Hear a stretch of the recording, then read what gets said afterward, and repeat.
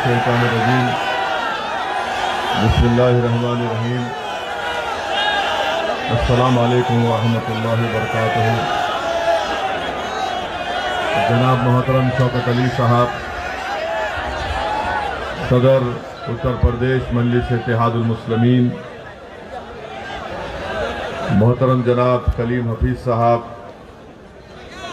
दिल्ली के मजलिस इत्तेहादुल मुस्लिमीन के सदर, मोहतरम जनाब वारिस पठान साहब, साबिक़ा रुकनी असम्बली मुंबई, मेरे भाई जनाब पवन राव अम्बेडकर साहब, फरहान जुबैरी साहब, मेहताब चौहान साहब, मोहतरम इमरान बॉबी साहब, गुलाम साबिर साहब और एन अंसारी साहब जो ज़िला सदर हैं, शाहीन रज़ा साहब, आसिफ शेख साहब, गुलफाम सैयद साहब, इमरान अजहरी साहब, इस्लाम कुरैशी साहब, मोहसिन कुरैशी साहब, तौफीक प्रधान साहब, शुजा नकवी साहब, जनाब समीर जमाली साहब, मुनीर अहमद साहब, मेजर रहमान साहब, जनाब रिजवान खान साहब,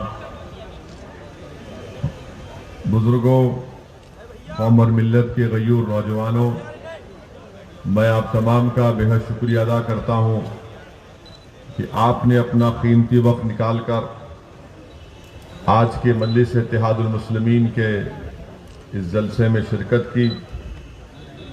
अभी आपने मोहतरम जनाब शौकत साहब को उनकी बसीरत फ़रोज़ खिताब को सुना। उससे पहले जनाब कलीम हफीज साहब और वारिस पठान साहब ने भी आपके दरमियान में आकर अपनी बात को रखा। मेरे अजीज दोस्तों और बुजुर्गों, मैं आपके सामने सिर्फ यही गुजारिश करने आया हूं कि भारत के संविधान के तहत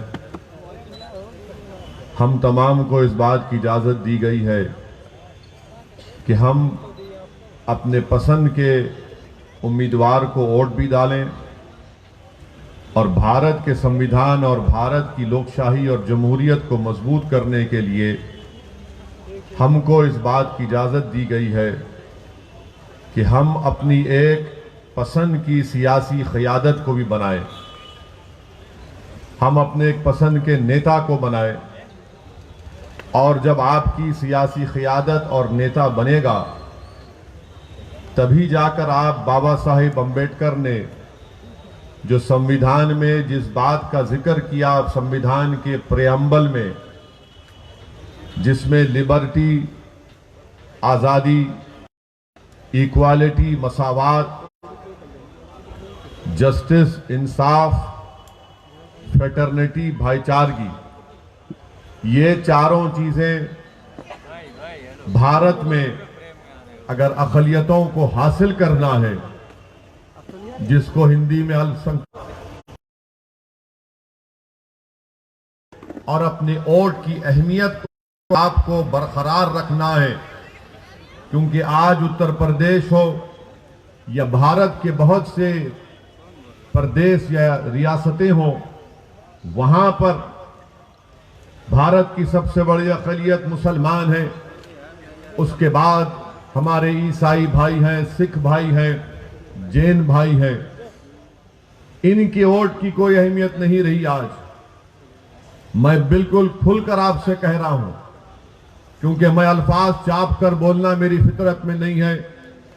मैं खरी खरी और सच्चाई को बयान करना ये मेरा मकसद रहा है।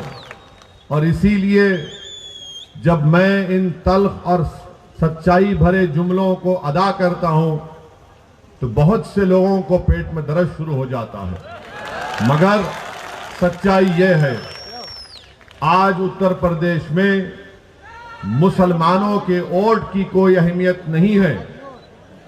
आपके कोई वोट की अहमियत नहीं है। क्यों नहीं है?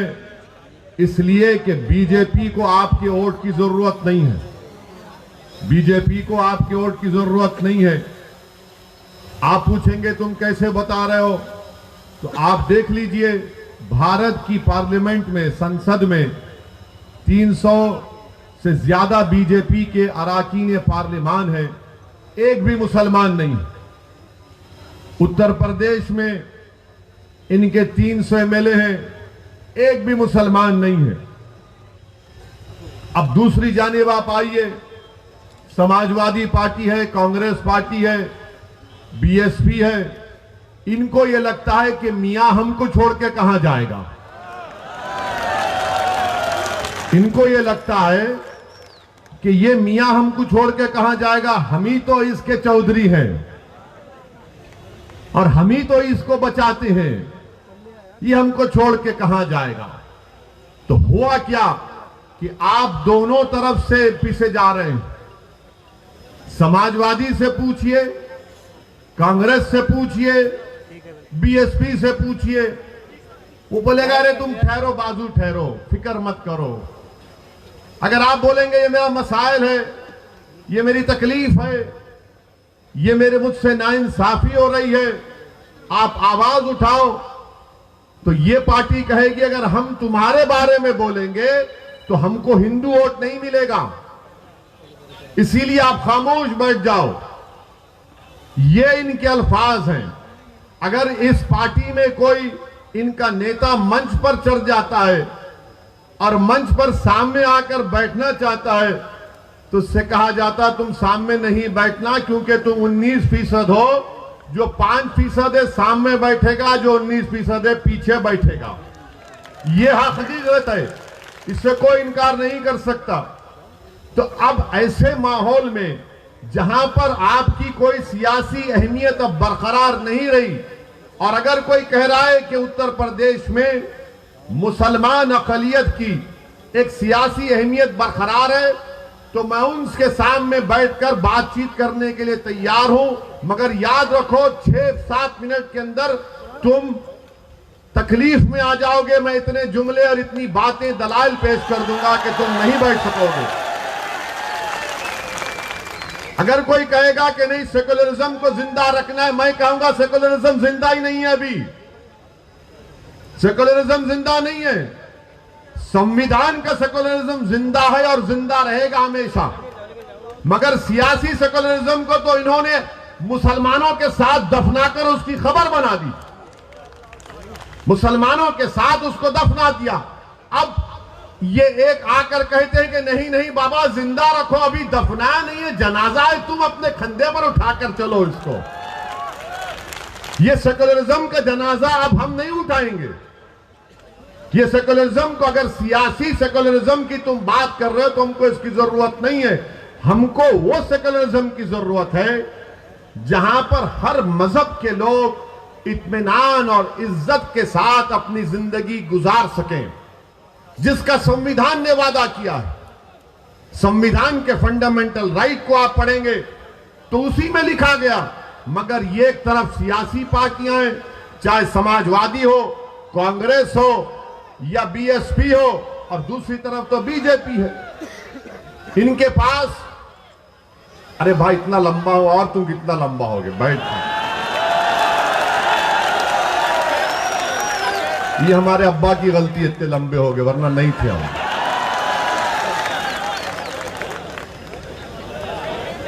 तो मैं आपको बता रहा था कि ये सेकुलरिज्म के नाम पर आपके पास आते हैं। अच्छा, अब समाजवादी पार्टी क्या कर रही है? जहां कहीं शाम में मुस्लिम इलाकों में मैं सुना मुशायरा कर रहे हैं, हर जगह मुशायरा होता है, शायर आकर कलाम पढ़ता है, गंगा जमनी तहजीब, सेकुलरिज्म जिंदाबाद। अब बेचारा मुसलमान, अरे देखो कितना अच्छा बोला, मगर जब मुसलमान मुशायरे के बाहर निकलता है, अपने घर को जाता है, तो रास्ते में कोई उसको गाली देता है, मुल्ला कहां जा रहा है। उसको जब पता चलता कि यार ये तो मुशायरा था, शायर ने तो शेर कहकर दाद हासिल कर ली, मगर मुझे तो रोज ये अल्फाज और अशार सुनना पड़ते हैं, मुल्ला ये मुल्ला वो। गड़बड़ हो रहा है ना। मेरे अजीज दोस्तों और बुजुर्गों, यही तल हकीकत है, इसको आपको समझने की जरूरत है। सारी दुनिया में ईसाई बरादरी के लोग क्रिश्चियन क्रिसमस मनाते हैं बड़े जोश और खरोश के साथ, उस मजहब का एक अहम दिन होता है, मगर इस साल भारत में ईसाई लोग क्रिसमस नहीं बना पाए। कई वाकयात आए कि जहां पर ईसाई लोग क्रिसमस मना रहे थे, वहां पर हिंदुत्व जहन रखने वाले आरएसएस से वाबस्ता लोग जाकर उनके उस त्योहार में खलल पैदा कर दिए, उनसे बहस की। और जब उन्होंने, ईसाइयों ने, क्रिश्चियन ने कहा कि हम अपने क्रिसमस को मना रहे हैं, तो उन्होंने कहा नहीं, तुम कन्वर्जन कर रहे हो। कोई नहीं बोलता इसके ऊपर। इसीलिए मैं कह रहा हूं, याद रखो आप कि जब तक अक़लियतें अपनी सियासी अहमियत को बरकरार अगर रखना चाहते हैं, तो सबसे पहले आपको अपने दिमाग से ये पॉलिटिकल सेकुलरिज्म को निकालकर एक कचरे की कुंडी में फेंकना पड़ेगा। जिस दिन आप ये पॉलिटिकल सेकुलरिज्म को भूल जाएंगे, तो सच्चाई आपके सामने आ जाएगी। क्या बात है कि कोई पंजाब में जाकर सिखों के खिलाफ बोल सकता है? कोई पंजाब में जाकर सिखों के खिलाफ बोल सकता है? नहीं बोल सकता ना, क्योंकि सिखों को मालूम कि हमारी गीरत की कीमत क्या है। मगर हमको क्या मालूम, नहीं, सेकुलरिज्म, सियासी सेकुलर जिंदा रखना है। किसी ने सुनहरे गुरुद्वारा में जाकर बेअदबी की तो सिखों की गीरत जाग गई। मगर यहां पर क्या हो रहा है? रोज गाली दी जाती है, रोज बेइज्जत किया जाता है, रोज जलील किया जाता है, रोज रुस्वा किया जाता है। कोई रात ऐसी नहीं है जहां पर उस किसी बेटे की मां बेचैनी से करवटें ले लेकर अपनी रात नहीं गुजार देती फजर की अज़ान तक कि मेरा बेटा दूर है, कहीं जिंदा है या कुछ हो गया है। आप बताइए, ये हालात हैं हमारे वतन अजीज के, ये हालात हैं हमारे वतन अजीज के। मैं आपसे शिकायत करने आया हूं, मैं आपसे इल्तिजा करने आया हूं, मैं आपसे अपील करने आया हूं, मैं आपको नेता बनाने आया हूं, मैं आपको कायद बनाने आया हूं। मैं उत्तर प्रदेश में मुसलमानों की लीडरशिप और हिस्सेदारी की लड़ाई लड़ने आया हूं। मैं अपने लिए उत्तर प्रदेश को नहीं आया हूं। मैं उत्तर प्रदेश को अपनी जात के लिए या अपनी अना की तस्कीन के लिए या अपनी मकबूलियत में इजाफा करने के लिए या अपनी तकारीर के जरिए आपको जज्बात में लाकर नारे तकबीर अल्लाह अकबर के नारे लगाने के लिए नहीं आया हूं। मैं आपको एक पैगाम देने आया हूं, एक शऊर बेदार करने के लिए आया हूं, एक हकीकत को बयान करने आया हूं कि अब आपको उठना है, अब आपको उठना है मेरे अजीज दोस्तों और बुजुर्गों। कब तक आप बीजेपी के डर से, कब तक आप सियासी सेकुलरिज्म के इस झूठे वादे के ऊपर आप इन पार्टियों को वोट देते रहेंगे? आज आपको उत्तर प्रदेश में अपनी हिस्सेदारी की लड़ाई लड़ना है, आपको अपने हिस्से को हासिल करना है। अगर आप ऐसे ही इनके इस्तेसाल का शिकार हो जाएंगे, जिसको अंग्रेजी में कहते हैं पॉलिटिकल एक्सप्लॉयटेशन किया जाता है, तो बताइए क्या हासिल होगा फिर? 60 साल से अगर यहां पर मेरे इस जलसे में अगर कोई 70 साल के हमारे बुजुर्ग बैठे हैं, मैं आपसे अपील कर रहा हूं, अगर आप नहीं बैठे हैं तो जहां तक मेरी आवाज पहुंच रही, मैं आपके दिल से मुखातिब होकर कह रहा हूं, अपने दिल पर हाथ रखकर कहो कि मैंने जितने बातें कही वो सच है या झूठ है। कब तक आप इन लोगों के दिल फरेब बातों में आकर ये सियासी सेकुलरिज्म के नाम पर वोट देते रहेंगे? क्या हासिल हुआ मुसलमानों को? क्या तुमको मालूम उत्तर प्रदेश के मुसलमानों, तुम्हारी गरीबी का आपको मालूम आपकी गरीबी क्या है? उत्तर प्रदेश में 2% भी मुसलमान ऐसे नहीं है जिनके पास 2 एकड़ से ज्यादा जमीन हो। 2% भी नहीं है, 1.70, खाली 1.70% मुसलमानों के पास 2 एकड़ जमीन है। आपके पास तो वो भी नहीं, मगर आपके दिमाग में डाल दिया गया ये पॉलिटिकल सेकुलरिज्म को वोट डालो। क्या आपको मालूम उत्तर प्रदेश के माँ बाप, मुस्लिम माँ बाप से कह रहा हूं कि 71% मुसलमान बच्चे या तो अनपढ़ हैं या फिर सिर्फ प्राइमरी जमात तक पढ़े हैं। कौन जिम्मेदार है? मैं जिम्मेदार हूं उसका। मैंने जाकर कहा था कि स्कूल मत खोलो, मैंने जाकर कहा था कि जमीन मत बांटो। बताओ इसका हिसाब कैसा लिया जाएगा, किससे जवाब हासिल करेंगे? उत्तर प्रदेश की जेलों में 28% मुसलमान अंडर ट्रायल है। शौकत ने सही कहा, स्कूल खोलने की जगह थाना खुल जाता है, अस्पताल की जगह शराब खाना खुल जाता है। क्यों खुलता है? क्योंकि आपकी सियासी अहमियत नहीं रही। इनको मालूम कि मुसलमान को सिर्फ जज्बात में ला लो। मैं आपको यकीनन जज्बात में लाने के लिए कह रहा हूं, मगर जज्बात का इस्तेमाल ठोस काम के लिए होना चाहिए। और जितने मुसलमानों को आपने वोट दिया है माजी में, वो या तो बड़े बड़े फाइनेंशियल पावर रखने वाले दौलतमंद थे या फिर कोई और थे जिनका जमीन से कोई ताल्लुक नहीं था, जिनका गरीब मुसलमान नौजवानों के ख्वाबों को पूरा करने से उनका कोई मतलब नहीं था। इनको सिर्फ इलेक्शन जीतने से मतलब था। वो ये समझते थे कि हम जीत जाएंगे तो बस काम हो गया। मैं ये कह रहा हूं कि मैं मिटने तैयार हूं, मगर तुमको जीतना है इंशाअल्लाह ताला। हम मिटेंगे एक दिन इंशाअल्लाह ताला। हम सब मिटने के लिए आए, जमीन की ग़िज़ा बनने के लिए आए। कोई यहां पर ज्यादा जिंदा नहीं रहेगा। ये तो अल्लाह को मालूम कि कौन कितनी हयात लेकर आया, मगर हर एक को मौत का मजा चखना है। मगर मेरे अजीज दोस्तों और बुजुर्गों, क्या जिंदगी आप कैसे गुजार रहे हैं, किस मकसद के लिए गुजार रहे हैं, कैसे आपका वक्त चला जा रहा है, कैसी आपकी जवानी को बर्बाद कर दिया जा रहा है। ये मजलिस इत्तेहादुल मुस्लिमीन आपके दरमियान में आकर यही इन बातों को रखती है ताकि आप में एक शऊर बेदार हो जाए। आपने सुना, पढ़ा और देखा कि काशगंज के अल्ताफ को पुलिस स्टेशन में जान से मार दिया गया। कोई नहीं जाता अल्ताफ के पास, उसके घर वालों के पास। वो पुलिस स्टेशन में ले जाकर नल की टूटी से कहा गया कि उसने खुदकुशी कर ली।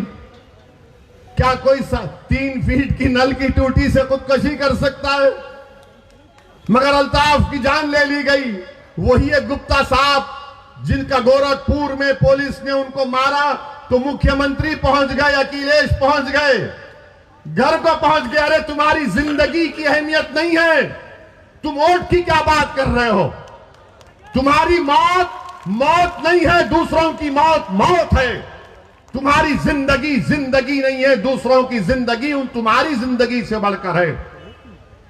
मेरे अजीज दोस्तों और बुजुर्गों, यह सच्चाई है।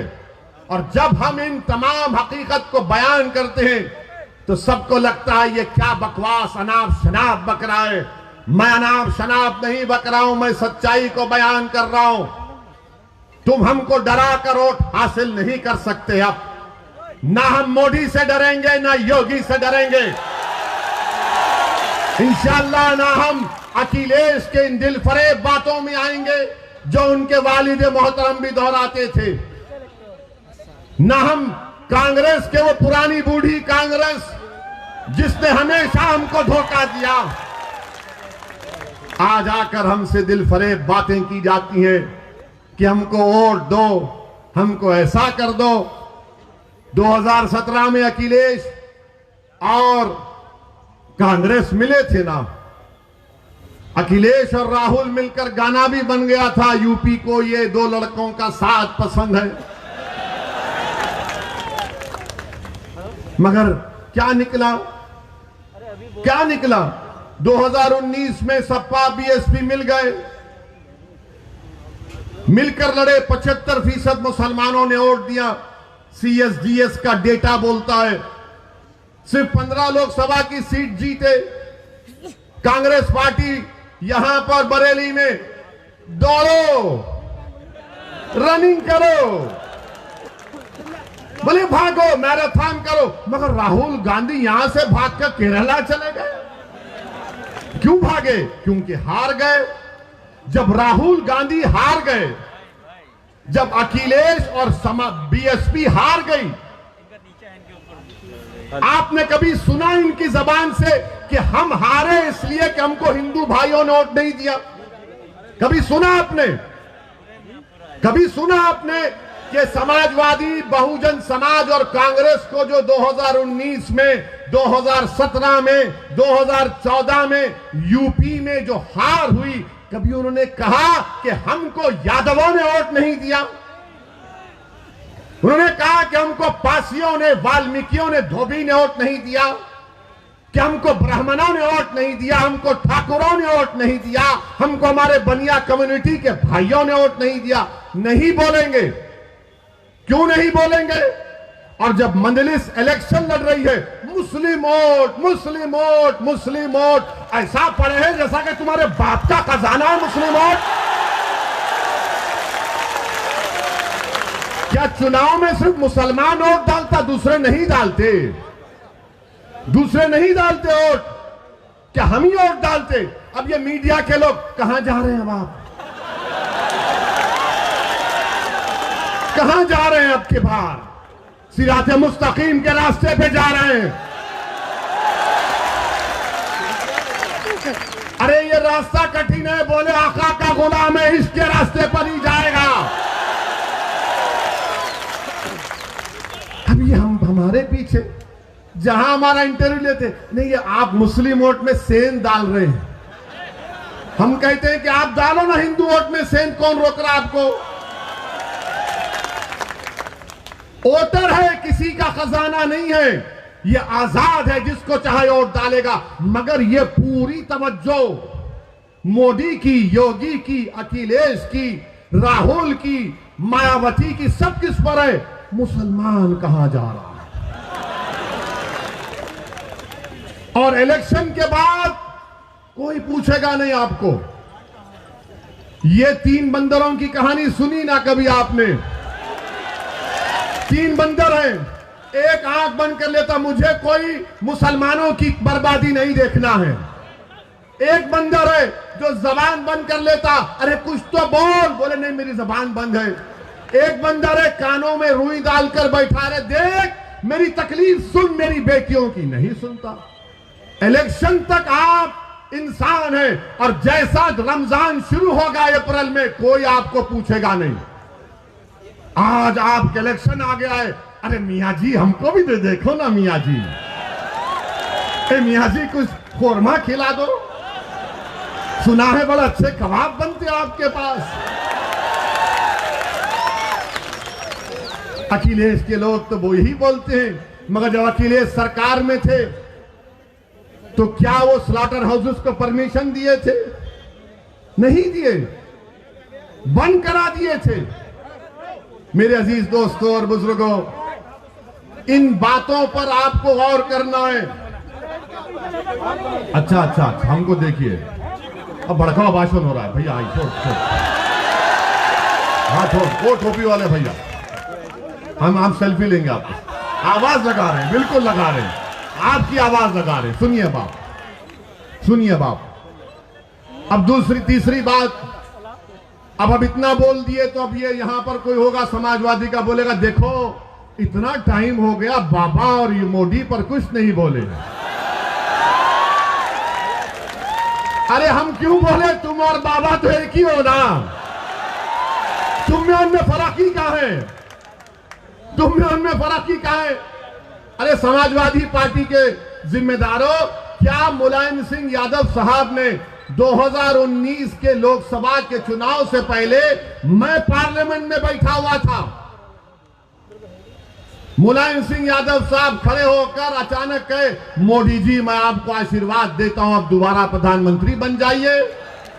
हम जब भी पूछे कांग्रेस के लोगों से, समाजवादी के लोगों से, देखो कौन बी टीम का काम कर रहा है, मुलायम सिंह बोलते हैं, तो बोले नहीं बड़े बुजुर्ग हैं। अरे मेरे बुजुर्ग नहीं है मुलायम सिंह, उम्र में बड़े होंगे, मेरे बुजुर्ग नहीं है। तुम्हारे हो सकते तो तुम मानो, मैं नहीं मानता इनको, मैं किसी को नहीं मानता सिवाय अल्लाह के। मेरे अजीज दोस्तों और बुजुर्गों, मुलायम सिंह बोल दिए, कोई कुछ नहीं बोलेगा। आपके घर में शादी है, मोदी जी आते हैं तो ऐसा खुश होते हैं कि जैसा वाकई में वो दूल्हा आ गया। तस्वीर है और इनको फिक्र है ओवैसी की, ओवैसी की। अरे मुझ पर इल्जाम लगाने वालों, याद रखो मैं कोई नेक आदमी नहीं हूं। मैं खुला कह रहा हूं, मैं गुनाहगार हूं, मैं खताकार हूं, मैं सियाकार हूं और मुझ में क्या क्या कमजोरियां हैं वो मेरा रब जानता है। मगर असदुद्दीन ओवैसी को जब मैं 3 अहादीस बार बार पढ़ता हूं अल्लाह के रसूल सल्लल्लाहु अलैहि वसल्लम की, तो मुझे एक उम्मीद नजर आती है। पहली हदीस कि जब रसूल अल्लाह सल्लल्लाहु अलैहि वसल्लम ने फरमाया कि एक महिला थी, गुनाहगार थी, मगर जब उसने रास्ते में एक कुत्ते को देखा जो प्यासा था, वो गुनाहों में लुत्फुत थी, मगर उसने उस कुत्ते को अपने कपड़े पल्लो डालकर अपनी जूती से पानी निकालकर उस कुत्ते की प्यास बुझाई, तो आका सल्लल्लाहु अलैहि वसल्लम ने फरमाया कि वो जन्नत में जाएगी। दूसरी हदीस हजरत अनस रज़ियल्लाहु ताला अन्हु रिवायत करते हैं कि एक सहाबी ने आकर पूछा, या रसूल अल्लाह सल्लल्लाहु अलैहि वसल्लम क़यामत कब आएगी? रहमतुल्लाह अलमीन कमली वाले ने पूछा, तूने उसके लिए क्या तैयारी की? तो कहा ज्यादा आमाल नहीं है, हसनात नहीं है, ज्यादा ज़कात सदकात नहीं है, मगर मैं आपसे बेइंतहा मोहब्बत करता हूं। तो आका ने फरमाया कि तू मेरे साथ होगा। असदुद्दीन ओवैसी के पास कुछ नहीं है, मगर एक दावा तो कर सकता हूं कि मैं रसूल अल्लाह सल्लल्लाहु अलैहि वसल्लम को बेपनाह चाहने वाला हूं। आज दुनिया में मुझे मोहब्बत मिले या ना मिले, मगर उस दिन तो मिलेगी इंशाअल्लाह ताला। और तीसरी हदीस जो मुझे याद आती है कि अल्लाह के रसूल सल्लल्लाहु अलैहि वसल्लम ने फरमाया कि हशर का मैदान होगा, तुम मुझ पर इल्जाम लगा रहे हो ना, तो तैयार हो जाओ उस दिन के लिए। मेरा ईमान है, मेरा फेथ है, आप ना मानते ना मानो।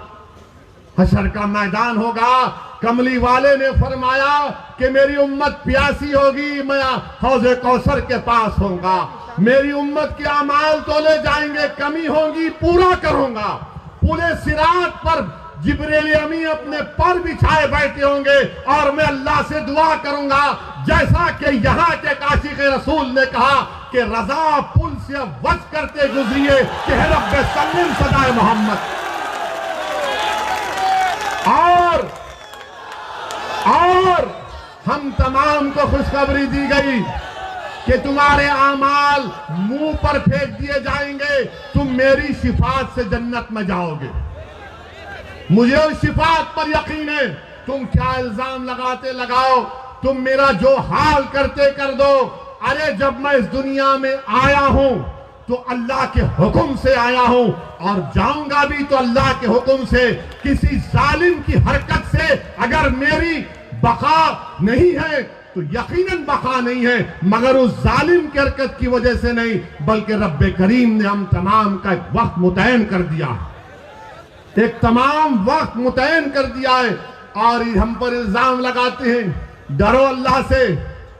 सिर्फ इतना ही कहना चाहूंगा तुमसे, तुम्हारे कोई इल्जामात की मुझे फिक्र नहीं है, मगर जिस तरह से ये बकवास कर रहे हैं इससे अंदाजा हो रहा है कि इनके पेट में दर्द नहीं, बल्कि इनको अब लग रहा है कि बाबा कुर्सी तो हमसे छीन ली जाएगी। इनको नजर लग रहा है कि अब बहुत दूर इनको गुमनामी के वादियों में इंशाअल्लाह ये चले जाएंगे। और यहां पर क्या किया योगी आदित्यनाथ की सरकार ने? बरेली में अमित शाह आए थे, गनीमत यहां पर निजाम की बात नहीं की, वरना हम राज की बात कर देते उनके सामने। क्या यहां पर आप लोगों का ये मुतालबा नहीं है कि एक बरेली का जो डिग्री कॉलेज है, पूरी बरेली की जनता इस बात का डिमांड और मुतालबा कर रही है कि यहां पर सुभाषगंज में एक बच्चों के लिए अलहदा डिग्री कॉलेज बनाया जाए, बच्चों के लिए एक अलहदा डिग्री कॉलेज बनाया जाए। मगर अमित शाह, योगी और मोदी को डिग्री कॉलेज की फिक्र नहीं है, इनको सिर्फ हिंदुत्व की फिक्र है। यहां पर रबर फैक्ट्री, अब चुनाव आ गया तो सब दौड़ रहे, रबर फैक्ट्री खोल दी जाएगी, सरकार ले लेगी। यहां पर एम्स को खोलने की बात, मुतालबा कब से किया जा रहा है, इसका कोई जिक्र नहीं होता। यहां पर उत्तर प्रदेश में आप कितने लोग पेट्रोल डीजल की गाड़ी या मोटरसाइकिल चलाते हैं? आप लोग बहुत खुश हैं ना पेट्रोल डीजल की कीमतों से? हाँ, है, चेहरे बता रहे हैं। मीडिया वाले तो नहीं बोलेंगे, बेचारों की नौकरी है। पहले इनके पास एक कैमरामैन होता था तो इनके मालिकों ने कहा कि मोदी जी ने कैमरा की कीमत बढ़ा दी, महंगाई बहुत बढ़ गई, अब तुम रिपोर्टर भी और कैमरामैन भी, दोनों 2 in 1 करो काम। देखिए मुस्कुरा रहे हमारी बात पर। मुस्कुराना तुम्हारा इकरार है, हम जानते हैं। पेट्रोल डीजल आसमानों को छू रहा है, सरसों के तेल की कीमत आसमानों को छू रही है। बाबा और मोदी की सरकार ने साबुन से लेके बनियान तक सब कीमतें बढ़ा दी हैं और उत्तर प्रदेश की जनता से कह रहे विकास के नाम पे वोट दो। काशी को हमने डेवलप कर दिया, उसके नाम पर वोट दो। आज उत्तर प्रदेश में मैं बीजेपी से पूछना चाह रहा हूं, योगी आदित्यनाथ, आप झूठ बोलते हैं, आप झूठ बोलते हैं, मोदी झूठ बोलते हैं, अमित शाह झूठ बोलते हैं और ऐसी सफाई से झूठ बोलते हैं कि सामने वाला झूठ की तहकीक करेगा, सच की तहकीक करेगा और झूठ को सच मान लेगा। क्या 5 साल पहले योगी और मोदी ने नहीं कहा था कि उत्तर प्रदेश में 70 लाख नौकरियां दी जाएंगी? कहा था ना। अच्छा, आपके यहां नौजवान बहुत है माशाल्लाह से, कितनों को नौकरी की जरूरत है? मीडिया वालों की नौकरी अभी है। कितनों को नौकरी चाहिए? अब आप बताओ सच। ये कहते हैं कि हमने 6 लाख को दिया। अरे कितना फेंकते हो यार। 70 लाख नौकरियों का वादा 5 साल पहले किया गया था और 5 फरवरी 2020 की विधानसभा में उठाकर देखो आप, योगी आदित्यनाथ के एक मंत्री ने विधानसभा में खड़े होकर कहा कि उत्तर प्रदेश की अनएम्प्लॉयमेंट रजिस्टर में 33 लाख नौजवानों के नाम है जिनको रोजगार की जरूरत है। झूठ पे झूठ, सिर्फ झूठ पे झूठ। बीजेपी सिर्फ हिंदुत्व के नाम पर इलेक्शन लड़ना चाहती है। बीजेपी मुसलमानों से नफरत और खौफ दिखाकर सत्ता को हासिल करना चाहती है। इनके पास डेवलपमेंट के नाम पर कुछ नहीं है, कुछ नहीं है डेवलपमेंट के नाम पर, मगर बोले जा रहे हैं। अभी आपने सुना कि वारिस पठान ने कहा कि पूरे भारत में तीसरा गरीब प्रदेश अगर कोई है, झारखंड बिहार के बाद तो उत्तर प्रदेश। मगर फिर भी विकास हुआ है। कहां का विकास हुआ है हमको नहीं मालूम। हां, विकास किसका हुआ हम जानते हैं, जो नफरत फैलाते हैं उनका विकास हुआ है। जिन्होंने भारत के मुसलमानों का नरसंहार करने की बात की उनका विकास हुआ है। जो भारत के संविधान को, अंबेडकर के बनाए हुए संविधान को अपने संविधान से संघी संविधान बनाना चाहते हैं उनका विकास हुआ है। हरिद्वार में धर्म संसद, हरिद्वार में धर्म संसद, रायपुर छत्तीसगढ़ में कांग्रेस की सरकार, वहां धर्म संसद। क्या बोला जाता है इन दोनों धर्म संसद में? तुमने पढ़ा कभी? उस धर्म संसद में कहा गया हरिद्वार के कि भारत के मुसलमानों का हाल रोहिंग्या मुसलमानों की तरह कर देना चाहिए। हरिद्वार के धर्म संसद में कहा गया कि भारत की मिलिट्री को इस्तेमाल करके मुसलमानों को मारना चाहिए। उस हरिद्वार के संसद में कहा गया कि एक एलटीटी का प्रभाकरण की तरह कोई पैदा हो जाए जो 20 लाख मुसलमानों को मार दे। रायपुर में कहा गया छत्तीसगढ़ में कि इंसानियत को बचाना है तो मुसलमानों को खत्म कर दो भारत से। कोई गिरफ्तारी हुई अभी तक? हरिद्वार में गिरफ्तारी हुई, रायपुर में हुई एक की, मगर किस उन्मान पे गिरफ्तारी हुई रायपुर में कि उन्होंने गांधी को नाप शनाप कहा। अरे तुमको अगर गांधी से मोहब्बत है तो सुनो जालिमों, जो धर्म संसद के नाम पर भारत में नफरत फैला रहे हो, गांधी को क्यों मारा गया था? गोडसे ने गांधी को क्यों मारा? इसलिए मारा कि उसने कहा कि गांधी मुसलमानों की तारीफ की बात करता है, इसीलिए गोडसे ने एक ज़ईफ आदमी के सीने में गोलियां मार दी। अगर गांधी से मोहब्बत है तो गिरफ्तार करो पूरों को। ये कांग्रेस जो आज ये ड्रामा करती है रनिंग कंपटीशन का, तुम्हारी रियासत में जहां पर तुम्हारी सरकार है, तुम्हारी हुकूमत ने सरकारी फंक्शन में तुम्हारी हुकूमत पैसे देती है, उसमें कहा जाता है कि इंसानियत को बचाना है तो मुसलमानों को मार दो। शर्म आनी चाहिए इन लोगों को, शर्म आनी चाहिए। याद रखो, अगर मुसलमानों को कोई मारेगा तो मुसलमान को नहीं, तुम भारत के दुश्मन हो। मुसलमानों को सफेद से मिटाने की बात अगर कोई भारत में करेगा तो भारत के संविधान का दुश्मन है। अगर कोई मुसलमानों को रोहिंग्या मुसलमानों की तरह उनका हाल करने की बात करेगा तो तुम दुश्मन हो अल्लामा फजल खैराबादी के, तुम दुश्मन हो मुजाहिदीन आजादी के, जिन्होंने इस मुल्क को आजाद कराने के लिए अपनी जानों को कुर्बान किया। तुम दुश्मन हो, तुम नफरत करते हो उन मुस्लिम उलमाओं से जिन्होंने अंग्रेजों की इस गुलामी के खिलाफ जिहाद का फतवा दिया था। मगर हमको मिटाने की बात हो रही है। अगर आज के इस जलसे में असदुद्दीन ओवैसी को अनपार्लियामेंट्री अल्फाज या गैर अखलाकी अल्फाज अगर मैं मोदी के बारे में कह दूं या योगी के बारे में कह दूं या फिर बरेली में, यहां पर बरेली में अगर कोई फेसबुक पर कुछ लिख दे तो 4 घंटे के अंदर हजरत पुलिस पहुंच जाएगी उसके घर को और बोलेगी बेटा चल तेरे को दामाद बनाना।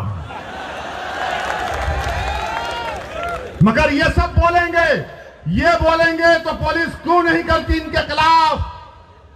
इनको दामाद क्यों नहीं बनाती? क्या ये तुम्हारी नाजायज औलाद है जो बकरी हरिद्वार छत्तीसगढ़ में? हम के कानपुर की तकरीर में एक 80 साल के मुसलमान को एक दलित पुलिस के ऑफिसर ने खामोशी से लाकर कागज पर लिख कर दिया कि बोलो इस पर ओवैसी तुम। एक 80 साल के मुसलमान को जिसकी दाढ़ी है, उसको एक मुकामी थानेदार ने उसकी दाढ़ी को खींचा, उस पर पेशाब करवाया। तो हमने कहा कि कब तक रहेंगे इख्तिदार की कुर्सियों पर बैठने वाले, चाहे ओवैसी हो, चाहे मोदी हो या योगी हो। तो सबको दर्द हो गया। इसने हिंदू धर्म के खिलाफ कहा, अरे जालिमों, मैं किसी धर्म के खिलाफ ना था, ना कभी हूं, ना कभी रहूंगा इंशाअल्लाह ताला। भारत का संविधान मेरे लिए अजीज है और भारत के संविधान में तो उसको भी इजाजत है जो किसी खुदा, भगवान, अल्लाह, जीसस को नहीं मानता। मगर इनका क्या है? नहीं, हर चीज को इधर जोड़ देते। याद रखो, ये सच्चाई है मेरे अजीज दोस्तों और बुजुर्गों। बीजेपी इस मुल्क में खुलकर हिंदुत्व की पॉलिटिक्स कर रही है, इससे कोई इनकार नहीं किया जा सकता। मगर मैं भारत के मुसलमानों से, हमारे भारत के उन दलित भाइयों से जो अंबेडकर को आज भी अपना आइडियल मानते हैं, मैं हम भारत के हमारे हिंदू भाइयों से जो नेहरू और सुभाष चंद्र बोस की कुर्बानियों को नहीं भूले, मैं उनसे अपील कर रहा हूं कि आपको उठना पड़ेगा, आपको रोकना पड़ेगा। अगर आप समझते हैं कि आपको मदद की जरूरत है तो असदुद्दीन ओवैसी आपके साथ कंधे से कंधा मिलाकर खड़े रहने को तैयार है। मुल्क को बचाना है, मगर मुल्क को बचाने का मतलब यह नहीं है जिंदाबाद, आप जिंदा ही रहेंगे इंशाअल्लाह ताला।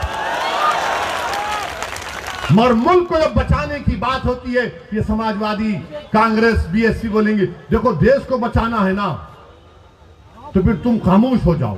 हैं? ये खामोशी कैसी होगी? नहीं नहीं, तुम कुछ मत करो, तुम खामोश बैठो, हम देख लेंगे। तुम नहीं देख सकते इनको, तुम मुकाबला ही नहीं कर सकते मोदी से। मोदी मंदिर मंदिर कर रहे हैं, तो अखिलेश बोल रहा मैं भी परशुराम का मंदिर बनाऊंगा। बोलते हैं ना, आपका मजहब है, चलिए हमको इतराज नहीं है, मगर मुल्क में लड़ाई क्या है? योगी आदित्यनाथ ने अपनी तकरीर में कहा राहुल गांधी के बारे में कि राहुल गांधी किसी मंदिर में गए तो उनको मंदिर के आदाब नहीं मालूम थे। तो बाबा ने कहा कि ऐसा बैठे कि मंदिर के किसी पुजारी ने कहा अरे ये मंदिर है, मस्जिद नहीं है। मुझे यकीन है कि मंदिर के पुजारी ने इस तरह नहीं कहा होगा, क्योंकि जब किसी की इबादत गाह में जाता है तो खुदा की इबादत करने के लिए जाता है। लोग दरगाह को आते हैं आला हज़रत के, आते हैं ना, तो क्या पूछा जाता है? क्या पूछा जाता है? आते हैं, अकीदत है, किसी मजहब का आता है। मगर योगी ने खैर इजाफा कर दिया। अब सवाल यह पैदा होता है कि भारत में लड़ाई यह है कि सबसे बड़ा हिंदू कौन है? मोदी बोलते हैं कि मुझसे बड़ा कोई हिंदू नहीं है। योगी बोलते हैं कि मैं अब मोदी के बाद का प्रधानमंत्री बनने वाला हूं। राहुल बोलते हैं कि देश में सिर्फ हिंदू ही प्रधानमंत्री बन सकता है, उनका स्टेटमेंट है। अखिलेश बोलते हैं कि मैं ही सबसे बड़ा हिंदू हूं। हम इन तमाम से कहना चाह रहे हैं, दोबारा कह रहा हूं, आप लोग मोदी जी, योगी जी, अखिलेश जी, राहुल जी एक कमरे में बैठकर, वैसे तो बैठते जरूर हैं, बैठते जरूर हैं। हमारे हैदराबाद में कहावत है, मैं तेरी पीठ खुजाता हूं, तू मेरी पीठ खुजा। कहते हैं आप बैठकर तय कर लीजिएगा सबसे बड़ा हिंदू कौन है, मगर वो भी नहीं करेंगे। और फिर अभी आप देखो, एक बीजेपी के एमपी हैं राज्यसभा के, उनका नाम शायद हरनाथ साहब है। उन्होंने बीजेपी के सदर को खत लिखा और कहा कि श्री कृष्णा मेरे ख्वाब में आए और मुझसे कहा कि बाबा योगी आदित्यनाथ को मथुरा से विधानसभा का चुनाव लड़ाओ। तो अखिलेश भैया बोले हाँ मेरे ख्वाब में भी आए थे। अखिलेश ने कहा मेरे ख्वाब में भी आए थे और आकर मुझसे कह दिया कि तू ही सत्ता में आ रहा है। अब आप बताइए, पार्लियामेंट संविधान में आर्टिकल 51 है जो कहता है कि इंसान को मजहबी रह सकता है, नहीं भी रह सकता है, मगर एक साइंटिफिक टेम्परामेंट डेवलप करना है, एक साइंटिफिक टेम्परामेंट। उत्तर प्रदेश का चुनाव हो रहा है या किंडरगार्टन का कोई ड्रामा हो रहा है यहां पर? इनको ख्वाब में ये दिख कर आए, इनको ख्वाब में वो दिख कर आए। तो मुसलमान के ख्वाब क्या है बोलता हूं मैं आपको। हमारे ख्वाब तो छोड़ो, हर मां रात भर सोचती है कि कल खाना क्या खिलाऊंगी मेरी बच्चे को। हर बीवी ये सोचती है कि कल जब मेरा शौहर घर से निकल कर जाएगा, जानवर बेचने गांव में जाएगा, तो क्या जिंदा वापिस आएगा या लाश उसकी आएगी।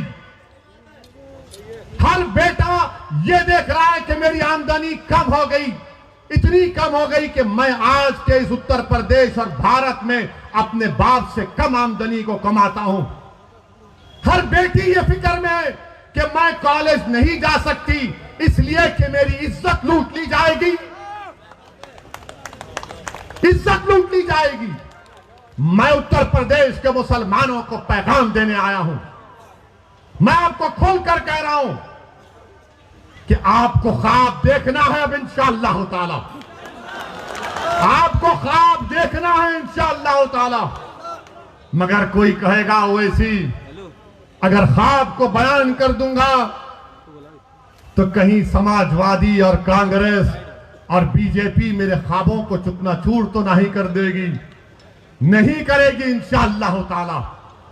तुम ख्वाब तो देखो, तुम ख्वाब तो देखो ना, तुम हिम्मत मत करो ख्वाब देखने की कि मेरा बेटा ऐसा डॉक्टर बनेगा जो तमाम बीमारियों का इलाज करेगा, मेरी बेटी देश की प्रधानमंत्री बनेगी इंशाअल्लाह ताला मुसलमानों की बेटी। मैं जिंदा रहूं या ना रहूं, यह ख्वाब होगा इंशाअल्लाह पूरा। तुम ख्वाब देखो कि मेरा बेटा या बेटी साइंटिस्ट बनेगी तो वो कैंसर की दवा निकालेगी, मेरा बेटा या बेटी वकील बनेगी तो दलितों पर, मुसलमानों पर, हिंदुओं पर, आदिवासियों पर जुल्म होगा तो उनके हक के लिए लड़ेगा, दुनिया का मायनाज वकील बनेगा। ये ख्वाब देखो आप, इन ख्वाबों को देखना है आपको। तुम ख्वाब देखो कि उत्तर प्रदेश में मुसलमान अपना हिस्सा लेकर रहेंगे इंशाअल्लाह ताला, हम अपना हिस्सा लेकर रहेंगे, हम हिस्सेदारी की लड़ाई लड़ेंगे। तुम ख्वाब देखो कि उत्तर प्रदेश की विधानसभा में असदुद्दीन ओवैसी से ज्यादा काबिल और नेक ऐसे हमारे 15 एमएलए जाएंगे जो हमारी बात करेंगे, गरीबों की बात करेंगे, ईसाइयों की बात करेंगे, मुसलमानों की बात करेंगे, कमजोरों की बात करेंगे, बेवाओं की बात करेंगे, यतीमों की बात करेंगे, पुलिस के जुल्म का शिकार होने वालों की बात करेंगे। ये पैगाम है, ये ख्वाब आपको देखना है। क्या आप ये ख्वाब देखेंगे? क्या आप ये ख्वाब देखेंगे? क्या आप इन ख्वाबों को पूरा करेंगे इंशाअल्लाह? तो मेरे दोस्तों, ख्वाब कैसे पूरे होते हैं? सिर्फ ख्वाब देखकर हाँ अच्छा दिखा नहीं, ख्वाब जब देख लिए तो उसको पूरा करना है, जुस्तजू करना है, मेहनत करना है और अल्लाह से भीख मांगना है रसूलुल्लाह सल्लल्लाहु अलैहि वसल्लम का वसीला देकर। जिस तरह किसी आशिक ने कहा था कि चमक तुझसे सब पाते हैं पाने वाले, मेरा दिल भी चमका दे चमकाने वाले। अल्लाह चमकाएगा तुम लोगों को इंशाअल्लाह ताला। तुमको असदुद्दीन ओवैसी की जरूरत नहीं है, तुम सिर्फ ठान लो कि मैं भारत में चमकूंगा, मैं भारत को अपनी नूर से, अपने इल्म की नूर से, अपने ईमान की नूर से, अपने किरदार की नूर से और सबसे ज्यादा अपनी बेबाकी और अल्लाह पर तवक्कल करके इस मुल्क में और अमन को फैलाऊंगा और अपने हक को हासिल करूंगा। ये ख्वाब पूरा होगा इंशाअल्लाह ताला। मेरे अजीज दोस्तों और बुजुर्गों, मेरे अजीज दोस्तों और बुजुर्गों, इन ख्वाबों को पूरा करने के लिए विधानसभा के चुनाव में उत्तर प्रदेश के मुसलमानों को मुत्तहिदा अपने वोट का इस्तेमाल करना पड़ेगा। हम भी चाहते हैं, हमारी भी कोशिश है, हमारी भी दुआएं हैं कि अल्लाह सुब्हानहू तआला बीजेपी को उत्तर प्रदेश में शिकस्त दे दे, दोबारा यहां पर बीजेपी की सरकार ना बने और यहां पर मुसलमानों की एक हिस्सेदारी की बात करने वाली पार्टी के उसके जिम्मेदारान विधायक बनकर असेंबली में, विधानसभा में जाए। ये भी हमारा ख्वाब। अब ये ख्वाब अखिलेश का क्या है नहीं मालूम, बिल्ली के ख्वाब में छिछड़े ही नजर आते हैं। ये कहावत है, कहावत है, उनके ऊपर नहीं बोल रहे हैं। मगर अब आपको अपने ख्वाबों को अगर पूरा करना है तो अखिलेश को उठाना है। उठो, अब हम उठ चुके हैं, अब तुम हमको धोखा नहीं दे सकते। अब हिला के रख दो बीजेपी और योगी को जमहूरी तरीके से कि हम बेदार हो चुके हैं। ये हमारे ख्वाब, हम उसको पूरा करेंगे इंशाअल्लाह ताला। और याद रखो, अगर तुम अपने आप को नहीं बदलोगे तो अल्लाह तुमको नहीं बदलेगा। जो कौम बदलने के लिए तैयार हो जाएगी, रब्बे कायनात तुमको बदल देगा, दुनिया को तुम्हारे सामने बदल देगा। मेरे अजीज दोस्तों और बुजुर्गों, यही चंद अहम गुजारिशात मुझे आप तक कहना था। मंजलिस का साथ दीजिए, ये आपकी पार्टी है, मेरी जिंदगी का कोई भरोसा नहीं। कोई कहता है गर्दन उठा देंगे, भाई जो करना है करो, जो करना है करो, मगर मेरा भी एक ख्वाब है, शायद आपका भी ख्वाब होगा कि इस दुनिया से जाने से पहले अल्लाह हमको ख्वाब में रसूल अल्लाह सल्लल्लाहु अलैहि वसल्लम का दीदार करा दे। मेरा भी ख्वाब है कि जब रूह निकली जाएगी तो मेरी जबान पर अशहदु अल्ला इलाहा इल्लल्लाह व अशहदु अन्ना मुहम्मदुर रसूलुल्लाह रहे। तो मेरे साथ लगाइए नारा, नारे तकबीर, नारे तकबीर, नारे तकबीर। अस्सलाम वालेकुम।